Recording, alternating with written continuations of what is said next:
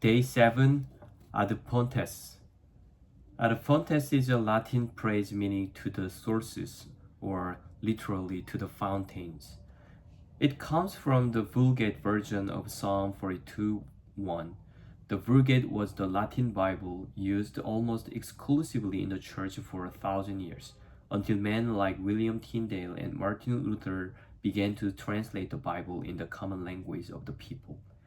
During the Reformation, this little phrase, ad fontes, became a rallying cry for those who wanted Christian learning to go back to the sources, back to the original fountains, which meant back to the Greeks and the ancient writers, and ultimately back to the scriptures themselves. This impulse came from the humanist movement that grew out of the Renaissance in Italy in the 14th and 15th centuries. This form of humanism, as opposed to today's secular humanism, was a reaction against the scholasticism that was dominant in the 12th and 13th centuries. Scholasticism and humanism were diverse and overlapped in some ways. But in broad terms, the two movements differed in their approach to education and in what they saw as the goals of education.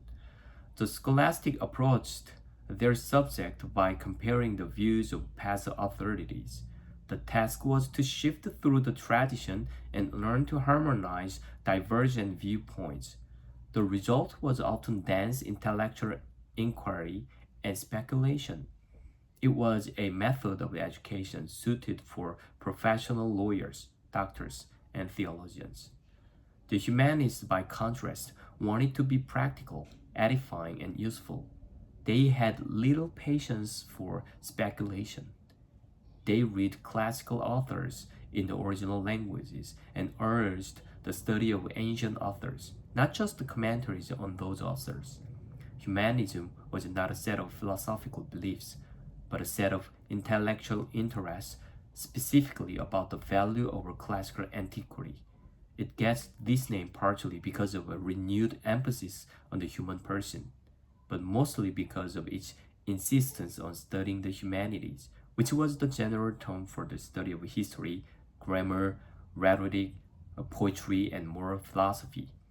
In each of these subjects, the humanists wanted to revive the legacy of classical antiquity, skip over the scholastic commentaries, and go back to the original fountains.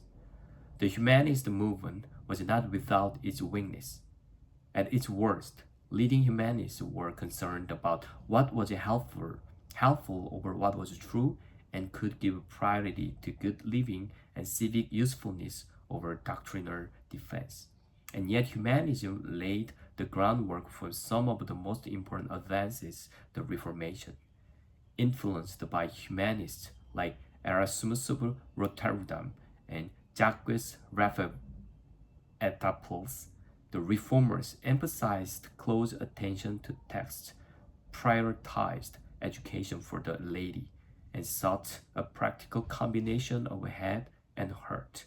Humanist inspired reformers like John Calvin devoted their lives to the text of Scripture and cultivated an educational and ecclesiastical environment where such word-centered devotion would flourish for centuries to come.